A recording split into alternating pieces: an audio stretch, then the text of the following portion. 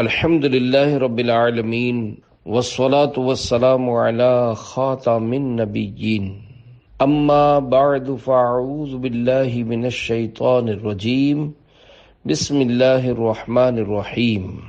مسکرانا سنت ہے، یہ مضمون نیکی کی دعوت صفحہ 245 تا 258 سے لیا گیا ہے۔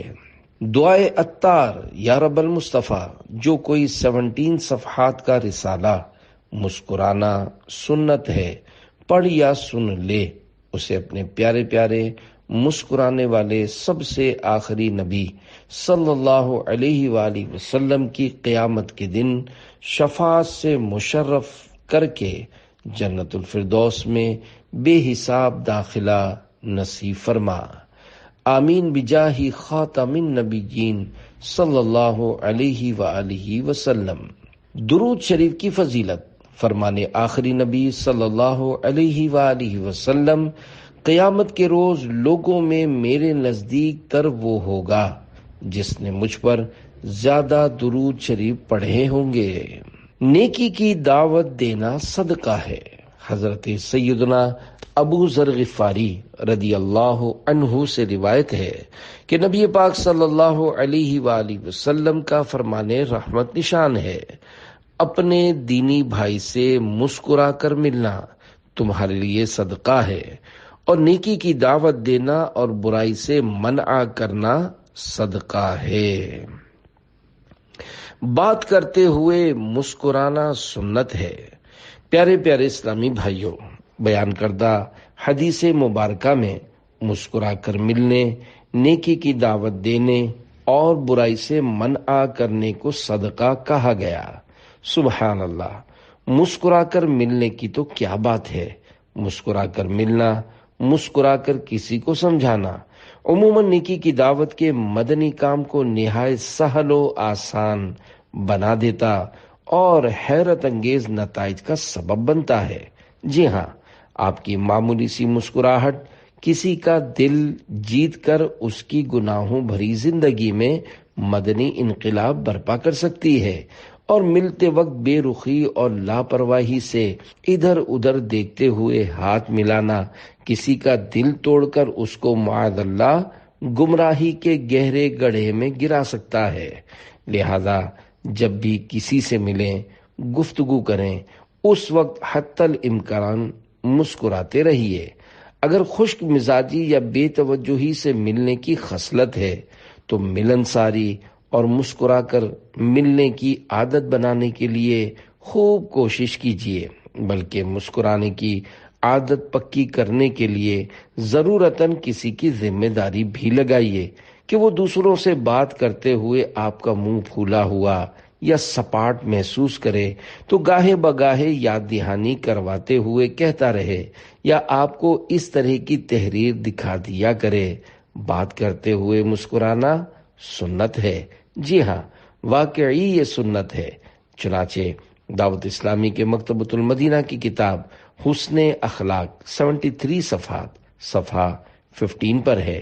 حضرت ام درداء رضی اللہ عنہا حضرت سیدنا ابو درداء رضی اللہ عنہ کے متعلق فرماتی ہیں کہ وہ ہر بات مسکرا کر کیا کرتے۔ جب میں نے ان سے اس بارے میں پوچھا تو انہوں نے جواب دیا، میں نے حسن اخلاق کے پیکر محبوب رب اکبر صلی اللہ علیہ وآلہ وسلم کو دیکھا کہ آپ صلی اللہ علیہ وآلہ وسلم دوران گفتگو مسکراتے رہتے تھے۔ جس کی تسکین سے روتے ہوئے ہنس پڑیں، اس تبسم کی عادت پہ لاکھوں سلام۔ شرح کلام رضا ہدایت بخشش شریف میں شامل سلام رضا کے اس مصرعے جس کی تسکین سے روتے ہوئے ہنس پڑیں کا آخری لفظ پڑھیں، اعلیٰ حضرت رحمت اللہ علیہ کی مدنی سوچ کا عظیم شاہ پارا ہے، کیونکہ اگر پڑھیں کے بجائے پڑھے لکھتے تو معنن کسی ایک واقعے کی طرف اشارہ مانا جاتا، مگر اعلیٰ حضرت نے پڑھیں لکھ کر سرکار مدینہ صلی اللہ علیہ وآلہ وسلم کی عظیم صفت بیان فرما دی۔ چنانچہ اس مصرعے کا معنی ہے، حیات ظاہری میں تو تسکین دینے سے غم زدہ دلوں کی کلیاں کھل اٹھتی تھیں، مگر آج بھی سرکار نامدار صلی اللہ علیہ وآلہ وسلم جب کسی دکھیارے کو خواب میں یا کسی غلام کو قبر میں تسلی دیتے ہیں تو وہ پرسکون ہو جاتا ہے۔ اس مصرعے میں یہ بھی اشارہ ہے کہ محشر میں بھی اپنے گناہگار امتیوں کو ڈھارس بندھا کر چین و قرار بخشیں گے۔ دوسرے مصرعے کے معنی ہیں اس تسکین بخش عادت کریمہ پر لاکھوں سلام ہوں۔ حضرت مولانا سید اختر الحامدی رحمت اللہ علیہ نے اس شعر پر کیا خوب تضمین باندھی ہے۔ مضطرب غم سے ہوتے ہوئے ہنس پڑیں، رنج سے جان کھوتے ہوئے ہنس پڑیں، بخت جاگ اٹھے سوتے ہوئے ہنس پڑیں، جس کی تسکین سے روتے ہوئے ہنس پڑیں، اس تبسم کی عادت پہ لاکھوں سلام۔ صلو علی الحبیب صلی اللہ علی محمد۔ ہاتھ ملانے میں مسکرانا مغفرت کا باعث ہے۔ ایک روایت میں ہے کہ سیدنا نفیع عامہ رضی اللہ عنہ فرماتے ہیں کہ حضرت سیدنا برا بن عازب رضی اللہ عنہ سے میری ملاقات ہوئی تو انہوں نے میرا ہاتھ پکڑ کر مجھ سے مصافحہ فرمایا، یعنی ہاتھ ملائے اور مسکرانے لگے۔ پھر پوچھا، جانتے ہو میں نے ایسا کیوں کیا؟ میں نے عرض کی نہیں، تو فرمانے لگے کہ نبی کریم رؤوف الرحیم صلی اللہ علیہ وآلہ وسلم نے مجھے شرف ملاقات بخشا تو میرے ساتھ ایسا ہی کیا۔ پھر مجھ سے پوچھا، جانتے ہو میں نے ایسا کیوں کیا؟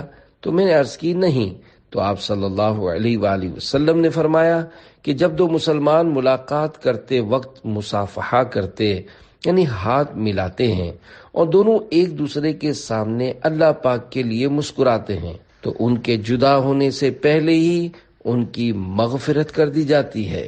باغ جنت میں محمد مسکراتے جائیں گے، پھول رحمت کے جھڑیں گے، ہم اٹھاتے جائیں گے۔ صلو علی الحبیب صلی اللہ علی محمد۔ مسکرانے کی اچھی بری نیتیں۔ پیارے پیارے اسلامی بھائیوں، مذکورہ حدیث پاک میں لفظ اللہ کے لیے اچھی نیت کی صراحت کرتا ہے۔ بہرحال کسی مسلمان سے ہاتھ ملانا اور دوران گفتگو مسکرانا صرف اسی صورت میں باعث ثواب آخرت و مغفرت ہے جبکہ یہ ہاتھ ملانا اور مسکرانا صرف اللہ پاک کی رضا پانے کی نیت سے ہو۔ اپنی ملنساری کا سکہ جمانے، کسی مالدار یا سیاسی شخصیت کی خوش نودی پانے، دنیاوی مذموم مفاد پرستی والی ذاتی دوستی بڑھانے اور معاذ اللہ امرت کے ہاتھوں کے مساس یعنی چھونے اور اس کی جوابی مسکراہٹ کے ذریعے گناہوں بھری لذت پانے وغیرہ بری نیتوں کے ساتھ نہ ہو۔ واقعی وہ اسلامی بھائی بڑے خوش نصیب ہیں جو رضا الہی پانے، اپنی مغفرت کروانے، اتباع سنت کا ثواب کمانے، مسلمان کے دل میں خوشی داخل فرمانے، انفرادی کوشش کے ذریعے اسلامی بھائیوں کو نیک اعمال کا عامل اور سنتوں کی تربیت کے مدنی قافلوں کا مسافر بنانے وغیرہ حسب حال اچھی اچھی نیتوں کے ساتھ ملاقات و بات کرتے ہوئے مسکراتے رہتے ہیں۔ کہا شیطان کی طرف سے ہے۔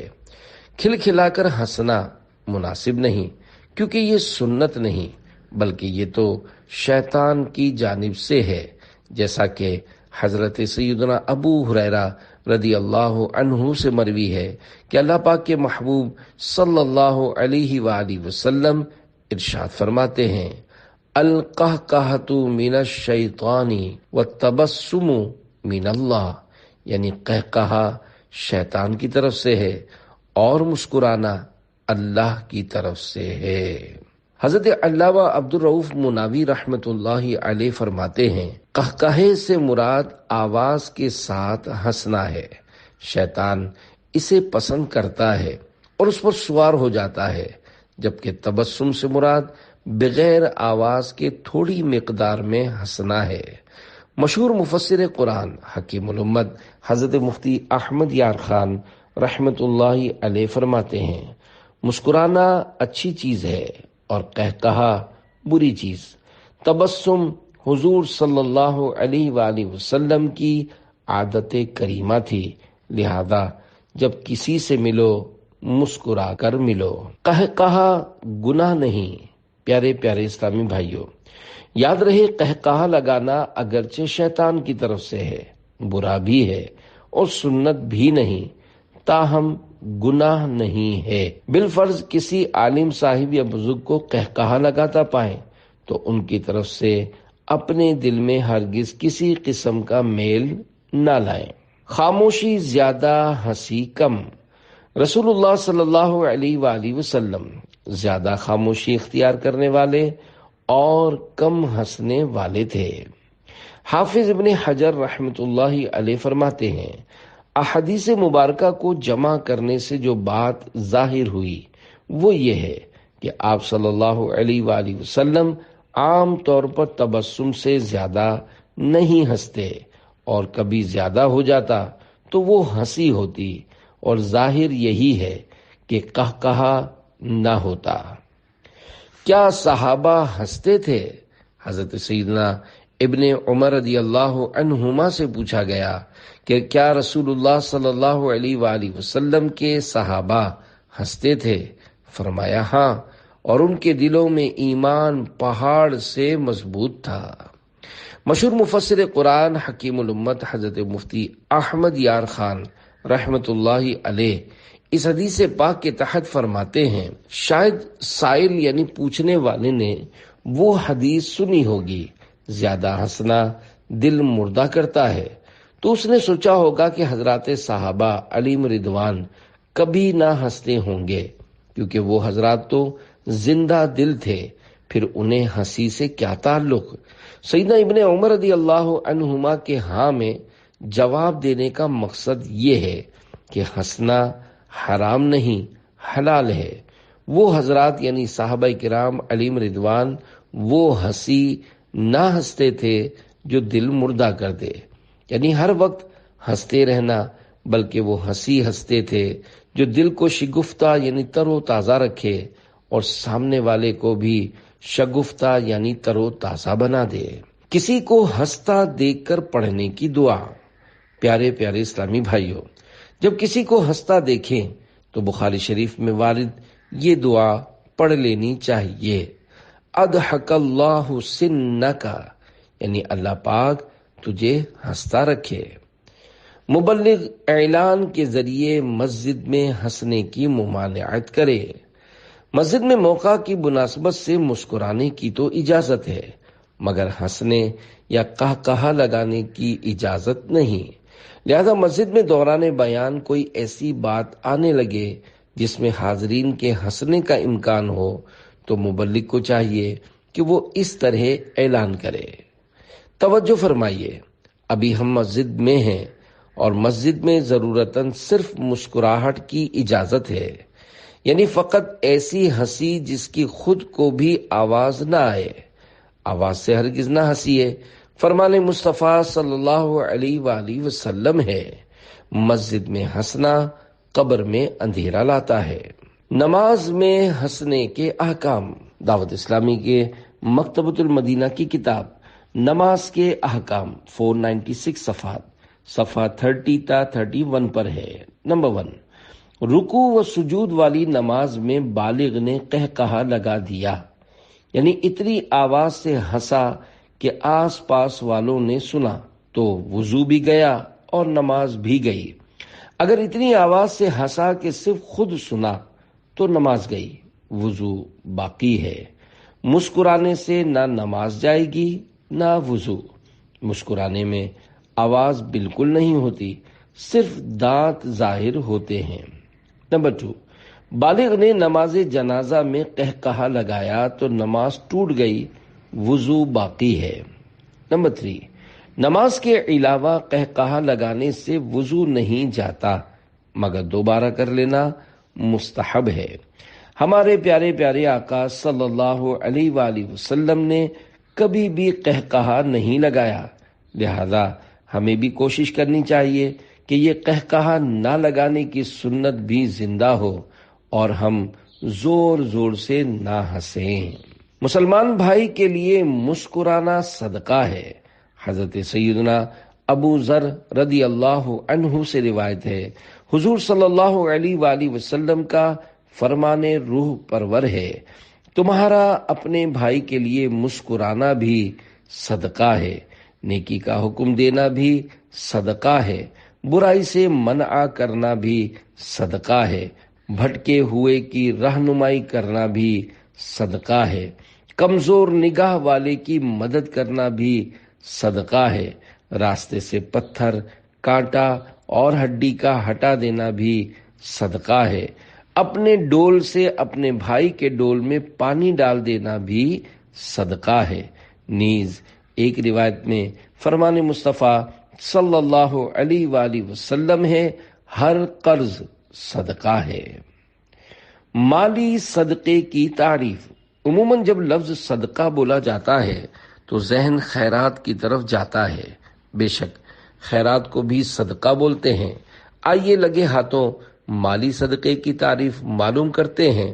چنانچہ دعوت اسلامی کے مکتبۃ المدینہ کی کتاب ضیاء صدقات 415 صفحہ 32 تا 33 پر ہے۔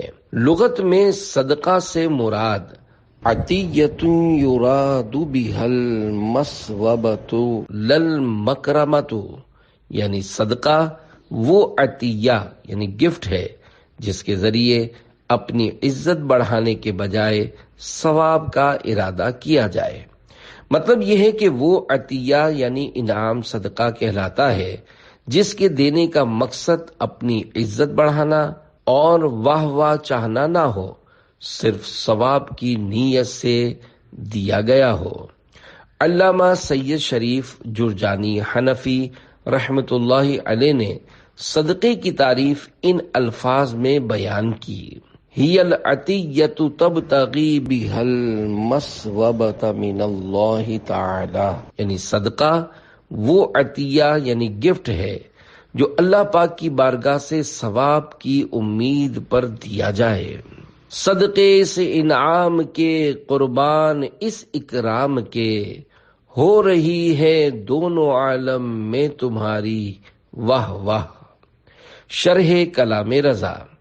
میرے آقا اعلی حضرت رحمت اللہ علیہ اس نعتیہ شعر میں فرماتے ہیں، یا رسول اللہ صلی اللہ علیہ وآلہ وسلم، رب باری کے اس انعام و اکرام پر میں واری جاؤں کہ اس نے آپ کو تمام مخلوقات میں سب سے بلند شان کا مالک کیا ہے، اور یہ اسی کا کرم ہے کہ دونوں جہانوں میں آپ کی عظمتوں اور رفعتوں کے ڈنکے بج رہے ہیں۔ سب سے اولا و اعلی ہمارا نبی، سب سے بالا و والا ہمارا نبی، صلو علی الحبیب صلی اللہ علی محمد۔ اندرونی امراض ایک دم غائب ہو گئے۔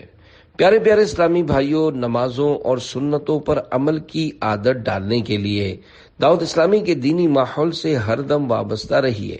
نیک بننے کے نسخے پر مبنی نیک اعمال کے مطابق زندگی کے شب و روز گزار کر اپنے آپ کو سنتوں کے سانچے میں ڈھالنے کی کوشش کرتے رہیے۔ سنتوں کی تربیت کے لیے مدنی قافلوں میں عاشقان رسول کے ساتھ سنتوں بھرا سفر کیجیے۔ آپ کی ترغیب و تحریض کے لیے مدنی قافلے میں سفر کی برکت سے ایک اندرونی امراض سے دوچار مریض کی شفا یابی کی ایک مدنی بہار آپ کے گوش گزار کرتا ہوں۔ چنانچہ ایک اسلامی بھائی کا کچھ اس طرح بیان ہے کہ میں ایک عرصے سے بعض اندرونی امراض کا شکار تھا۔ مرض کی شدت کا یہ عالم تھا کہ جب بھی سوتا آزمائش ہو جاتی۔ علاج پر کثیر رقم خرچ کرنے کے باوجود افاقہ نہ ہوا۔ میں اس مرض سے تنگ آ چکا تھا۔ میں نے جب سنا کہ مدنی قافلوں میں دعائیں قبول ہوتی ہیں تو ہمت کر کے سنتوں کی تربیت کے مدنی قافلے کا مسافر بن گیا۔ الحمدللہ مدنی قافلے میں سفر کے دوران میں نے دعا کی اور اس کی برکت سے میرا مرض ایسا ختم ہوا کہ گویا کبھی تھا ہی نہیں۔ قلب پر زنگ ہو قافلے میں چلو، نفس سے جنگ ہو قافلے میں چلو، پاؤں میں لنگ ہو قافلے میں چلو، درد سے تنگ ہو قافلے میں چلو۔ صلو علی الحبیب صلی اللہ علی محمد۔ دعا کی قبولیت میں تاخیر سے نہ گھبرائیے۔ الحمدللہ مدنی قافلوں میں سنتوں بھرا سفر شفا کا سبب بن گیا، اور کیوں نہ بنتا کہ دوران سفر، اور وہ بھی عاشقان رسول کے قرب میں دعائیں جو مانگی تھی۔ اللہ پاک کے نیک بندوں کے قرب میں مانگی جانے والی دعا رد نہیں کی جاتی۔ اگر کبھی قبولیت دعا میں تاخیر ہو تو گھبرانا اور جلدی مچانا نہ چاہیے۔ دعوت اسلامی کے مکتبۃ المدینہ کی کتاب فضائل دعا 318 صفحات صفحہ 97 پر ہے، دعا کے قبول میں جلدی نہ کرے۔ حدیث شریف میں ہے کہ خدا پاک 3 آدمیوں کی دعا قبول نہیں کرتا، ایک وہ کہ گناہ کی دعا مانگے، دوسرا وہ کہ ایسی بات چاہے کہ قطع رحم یعنی رشتہ کاٹنا ہو، تیسرا وہ کہ قبول میں جلدی کرے کہ میں نے دعا مانگی اب تک قبول نہ ہوئی۔ ایسا شخص گھبرا کر دعا چھوڑ دیتا ہے اور مطلب سے محروم رہتا ہے۔ دعا کی قبولیت کا نسخہ۔ کسی مریض کو شفا نہ ہوتی ہو تو پہلے کچھ خیرات کر دیجئے، پھر غیر مکروہ وقت میں 2 رکعت نفل ادا کر کے گڑ گڑا کر دعا مانگیے، انشاءاللہ دعا قبول ہوگی۔ فضائل دعا صفحہ 59 تا 60 پر ہے۔ قبولیت دعا کے آداب میں سے ادب نمبر 5، دعا سے پہلے کوئی عمل صالح یعنی نیک عمل کرے کہ خدا کریم کی رحمت اس دعا کرنے والے کی طرف متوجہ ہو۔ صدقہ خصوصاً پوشیدہ اس امر میں اثر تمام رکھتا ہے، یعنی بالخصوص چھپا کر خیرات کرنا دعا کی قبولیت میں بہت مؤثر ہے۔ پارہ 28 سورۃ المجادلہ آیت نمبر 12 میں ہے، فَقَدِّمُوا بَيْنَ يَدَيْ نَجْوَاكُمْ صَدَقَةً، ترجمہ کنز الایمان، تو اپنی عرض سے پہلے کچھ صدقہ دے لو۔ دعا سے قبل صدقہ دینا واجب نہیں، مستحب ہے، صفحہ 61 پر ہے۔ ادب نمبر 9، وقت کراہت نہ ہو تو 2 رکعت نماز خلوص قلب سے پڑھے کہ جالب رحمت یعنی رحمت کا سبب ہے، اور رحمت موجب نعمت۔ 12 وقتوں میں نوافل پڑھنا منع ہے۔ ان 12 اوقات کی تفصیل مکتبۃ المدینہ کی کتاب فضائل دعا صفحہ 61 تا 62 پر حاشیے میں دیکھ لیجئے۔ ناکارہ گردوں کا علاج ہو گیا۔ کراچی کی ایک شخصیت کو یرقان یعنی پیلیا ہو گیا، پیٹ میں پانی بھر گیا، گردے بھی فیل ہو گئے اور بے ہوشی چھا گئی۔ بہت بڑا آدمی تھا اور ماں باپ کا اکلوتا یعنی ایک ہی بیٹا، اور ان کے بڑھاپے کا سہارا بھی یہی تھا۔ کوہرام مچ گیا۔ 18 ڈاکٹر دیکھ کر چلے گئے، سبھی نے لا علاج قرار دیا۔ 19واں ڈاکٹر آیا، اس نے اس کے والدین کو بتایا کہ طریقہ علاج میں ایک کمی ہے اور وہ آپ ہی پوری کر سکتے ہیں، مجھے امید ہے اللہ کی رحمت ہو جائے گی، حسب توفیق کچھ صدقہ یعنی خیرات کر دیجئے، پھر 2 رکعت نفل ادا کر کے گڑ گڑا کر دعا مانگیے۔ خیرات، نوافل اور دعا کی ترکیب شروع کر دی گئی۔ والدین 3 دن تک گڑ گڑا کر اپنے بیٹے کی صحت کی بارگاہ الہی میں بھیک مانگتے رہے۔ تیسرے دن الحمدللہ گردوں نے کام شروع کر دیا، یرقان اور پیٹ کے پانی میں کمی آنی شروع ہوئی، اور 1 ہفتے کے اندر اندر حیرت انگیز طور پر مریض بالکل صحت یاب ہو گیا۔ شفا دے الہی، شفا دے الہی، گناہ کے مرض کو مٹا دے الہی۔ صلو علی الحبیب صلی اللہ علی محمد۔ 2 نشے۔ حضرت سیدنا معاذ بن جبل رضی اللہ عنہ سے روایت ہے کہ اللہ کے پیارے رسول مقبول سیدہ آمنہ رضی اللہ عنہا کے گلشن کے महकते फूल सल्लल्लाहु अलैहि वआलिहि वसल्लम का फरमाने आली शान है। बेशक तुम लोग अपने रब्ब करीम की तरफ से दलील यानी हिदायत पर हो जब तक तुम में दो नशे जाहिर ना हो, एक जहालत का नशा, दूसरा दुनियावी जिंदगी से मोहब्बत का नशा। बस तुम लोग अभी तो नेकी का हुक्म देते हो और बुराइयों से मना करते हो और अल्लाह पाक की राह में जिहाद करते हो, लेकिन जब तुम में दुनिया की मोहब्बत पैदा हो जाएगी तो तुम ना तो नेकी का हुक्म दोगे और ना बुराइयों से मना करोगे और ना अल्लाह पाक की राह में जिहाद करोगे। बस उस वक्त कुरान और सुन्नत की बात कहने वाला मुहाजिरीन और अंसार में सबसे पहले ईमान लाने वालों की तरह होगा। पढ़े लिखों की जहालतें।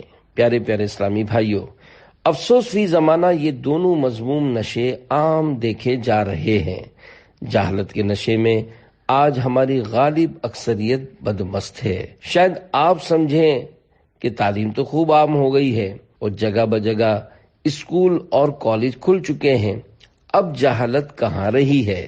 तो माफ कीजिए, दुनियावी तालीम जहालत का इलाज नहीं। सही यही है कि इस्लामी अहकाम पर मबनी फर्ज उलूम हासिल करने ही से दीन से जहालत दूर हो सकती है। फी जमाना मुसलमानों की भारी अक्सरियत में जरूरी दीनी मालूमात का बेहद फुकदान यानी ना होना है।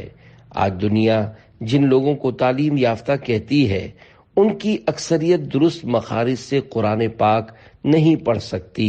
ये जहालत नहीं तो क्या है? पढ़े लिखों से वुजू और गुस्ल का सही तरीका या नमाज के अरकान पूछ लीजिए, शायद ही कोई बता पाए। इनसे जनाजे की दुआ सुनाने की फरमाइश कर देखिए, शायद बगले झांकने लगें। अफसोस सद करोड़ अफसोस, आजकल अक्सर मुसलमानों की तवज्जो सिर्फ और सिर्फ दुनियावी तालीम की तरफ है। इसी की हर तरफ पजीराई यानी मकबूलियत है। सारी दौलत और कुव्वत इसी पर सर्फ की जा रही है, जबकि दीनी तालीम के इदारे मुफ्त पढ़ाने, मुफ्त खिलाने और क़ियाम की मुफ्त सहूलतें बाहम पहुंचाने के बावजूद वीरान पड़े हैं। यकीनन ये सब दुनियावी जिंदगी के नशे के करिश्मे हैं। मुझे दर पे फिर बुलाना मदनी मदीने वाले, मैं इश्क भी पिलाना मदनी मदीने वाले। सल्लु अलल हबीब सल्लल्लाहु अला मुहम्मद। अगलों की मिस्ल अज्र। हुजूर नबी करीम रऊफ रहीम सल्लल्लाहु अलैहि वसल्लम का इरशाद अजीम है, बेशक मेरी उम्मत में से बाज लोग ऐसे भी होंगे जो अपने अगलों यानी साहबा किराम रदी अल्लाह अन्हुम की मिस्ल अज्र दिए जाएंगे। युनकिरूनल मुनकर, वो बुराई से मना करते होंगे। हजरत अल्लामा मौलाना अब्दुल रऊफ मुनावी रहमतुल्लाहि अलैह इस हदीस पाक के तहत फरमाते हैं, यानी अल्लाह पाक मुसलमानों की उस कौम को जिनके जरिए दीन को तकवीयत मिलेगी, साहबा किराम अलैहिम रिदवान की मिस्ल सवाब अता फरमाएगा। कोई मुबल्लिग किसी सहाबी के बराबर हो ही नहीं सकता। प्यारे प्यारे इस्लामी भाइयों, मज़कूरा रिवायत से कोई ये ना समझ ले कि बुराई से मना करने वाले मुबल्लिगीन को साहबा किराम अलैहिम रिदवान से बराबरी हासिल हो जाएगी। हरगिज ऐसा नहीं। ये तयशुदा अम्र है कि साहबा किराम अलैहिम रिदवान को जो शरफ साहबियत हासिल है, इसका मुकाबला गैर साहबी उम्मती को मिलने वाली कोई भी फजीलत नहीं कर सकती। सरवर दो आलम नूर मुजस्सम सल्लल्लाहु अलैहि वसल्लम ने इरशाद फरमाया, ला तसुब्बु अस्हाबी फलौ अन्ना अहदकुम अनफक मिस्ला उहुदिन ज़हबम मा बलगा मुद्दा अहदिहिम वला नसीफहु। यानी मेरे किसी सहाबी को गाली ना दो। अगर तुम में से कोई उहुद पहाड़ के बराबर भी सोना खर्च करे तो वो उनके एक या निस्फ मुद को नहीं पहुंचेगा।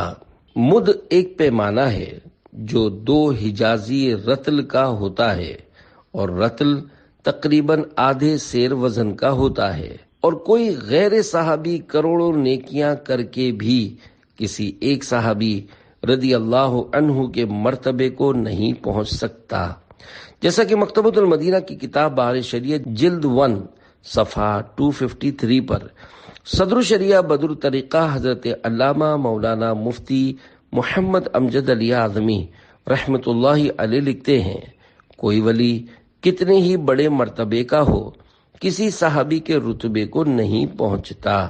صفحہ 247 پر فرماتے ہیں، حدیث میں ہمراہیان سیدنا امام مہدی رضی اللہ عنہ کی نسبت آیا کہ ان میں ایک کے لیے 50 کا اجر ہے۔ صحابہ علیہم رضوان نے عرض کی، ان میں کے 50 کا یا ہم میں کے؟ فرمایا بلکہ تم میں کے۔ تو اجر ان یعنی سیدنا امام مہدی رضی اللہ عنہ کے ساتھیوں کا زائد ہوا، مگر افضلیت میں وہ لوگ صحابہ علیہم رضوان کے ہمسر یعنی برابر بھی نہیں ہو سکتے۔ زیادت یعنی زائد ہونا درکنار، کہاں امام مہدی رضی اللہ عنہ کی رفاقت یعنی ساتھی ہونا، اور کہاں حضور سید عالم صلی اللہ علیہ وآلہ وسلم کی صحابیت۔ اس کی نظیر یعنی مثال بلا تشبیہ یوں سمجھیے کہ سلطان یعنی بادشاہ نے کسی مہم یعنی جنگ پر وزیر اور بعض دیگر افسران کو بھیجا۔ اس جنگ کی فتح پر ہر افسر کو لاکھ لاکھ روپے انعام دیے اور وزیر کو خالی پروانہ خوشنودی مزاج دیا، تو انعام انہیں یعنی افسروں کو زائد ملا، مگر کہاں وہ لاکھ لاکھ روپے پانے والے افسران، اور کہاں بادشاہ کی خوشنودی کی سند پانے والا وزیر اعظم کا احساس۔ صحابہ کرام علیہم رضوان کی شان عظمت نشان کو حضرت سیدنا امیر معاویہ رضی اللہ عنہ کے بارے میں منقول ان 2 حکایتوں سے سمجھیے۔ نمبر 1، حضرت سیدنا معافیہ بن عمران رحمت اللہ علیہ سے پوچھا گیا، کیا حضرت سیدنا عمر بن عبدالعزیز رحمت اللہ علیہ حضرت امیر معاویہ رضی اللہ عنہ سے بہتر ہیں؟ تو آپ رضی اللہ عنہ کو جلالا گیا اور فرمانے لگے کہ حضور اکرم صلی اللہ علیہ وآلہ وسلم کے صحابی پر کسی غیر صحابی کو قیاس نہ کیا جائے۔ حضرت امیر معاویہ رضی اللہ عنہ رسول انور صلی اللہ علیہ وآلہ وسلم کے کاتب وحی اور وحی پر آپ صلی اللہ علیہ وآلہ وسلم کے امین ہیں۔ نمبر 2، کسی نے حضرت سیدنا عبداللہ بن مبارک رحمت اللہ علیہ سے پوچھا، حضرت سیدنا امیر معاویہ رضی اللہ عنہ اور حضرت عمر بن عبدالعزیز رحمت اللہ علیہ میں سے کون افضل ہے؟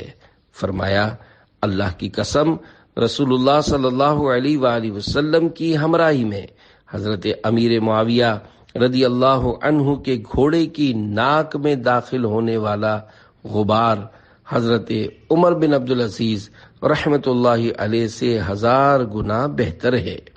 شیخ الاسلام حضرت علامہ ابن حجر ہیتمی شافعی رحمت اللہ علیہ حکایت نمبر 2 کی وضاحت کرتے ہوئے تحریر فرماتے ہیں کہ اس سے حضرت سیدنا عبداللہ بن مبارک رحمت اللہ علیہ کی مراد یہ ہے کہ حضرت امیر معاویہ رضی اللہ عنہ نے حضور نبی کریم صلی اللہ علیہ وآلہ وسلم کی زیارت و صحبت کا جو شرف پایا ہے، اس کے برابر کوئی عمل یا شرف ہو ہی نہیں سکتا۔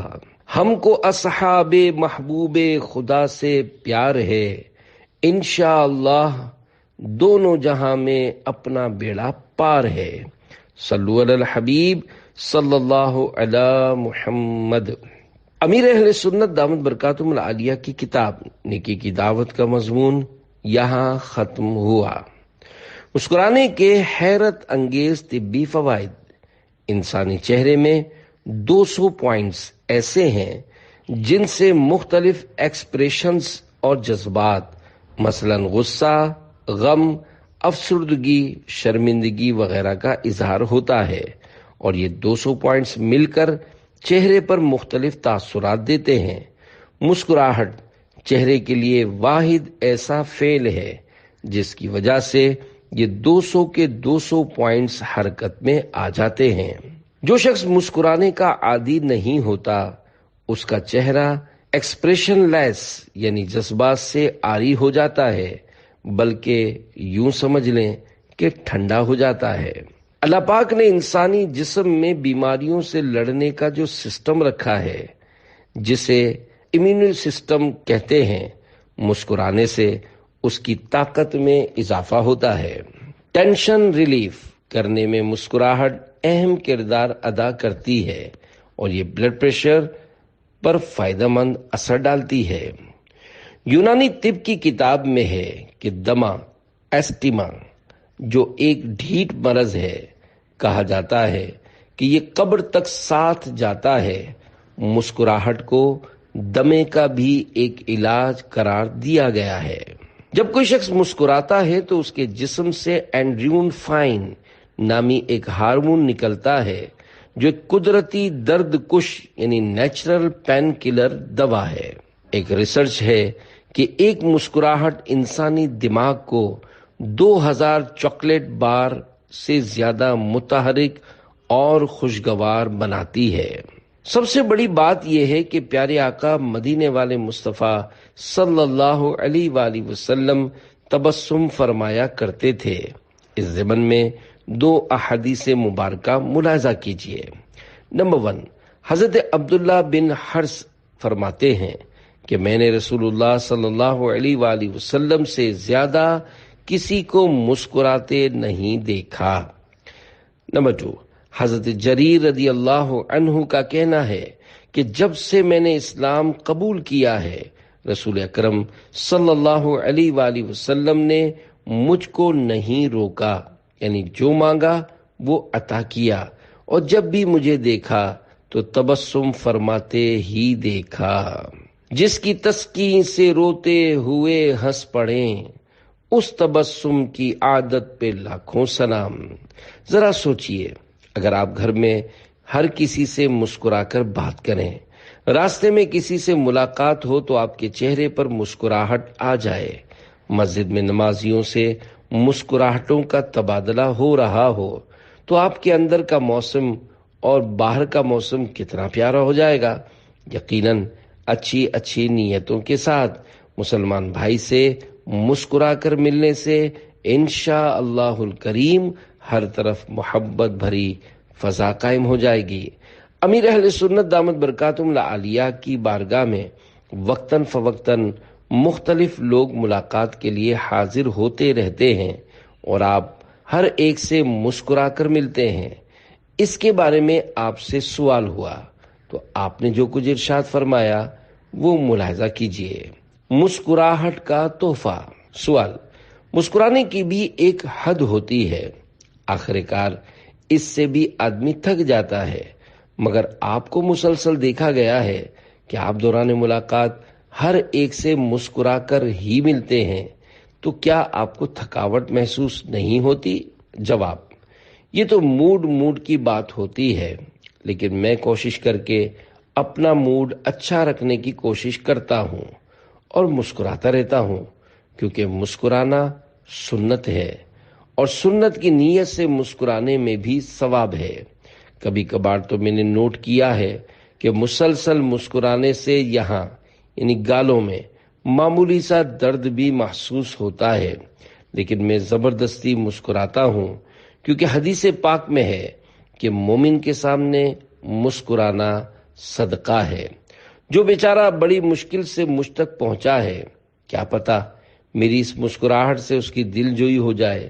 جس بیچارے کی 2 گھنٹے لائن میں لگنے کے بعد باری آئی ہے، میں اسے اور کچھ نہ دوں تو کیا ایک مسکراہٹ کا تحفہ بھی نہ دوں؟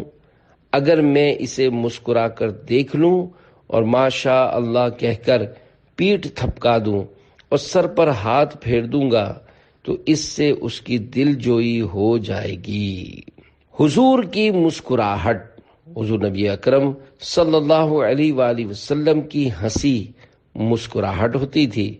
آپ صلی اللہ علیہ وآلہ وسلم کے دانت مبارک اولوں کی طرح چمکتے تھے۔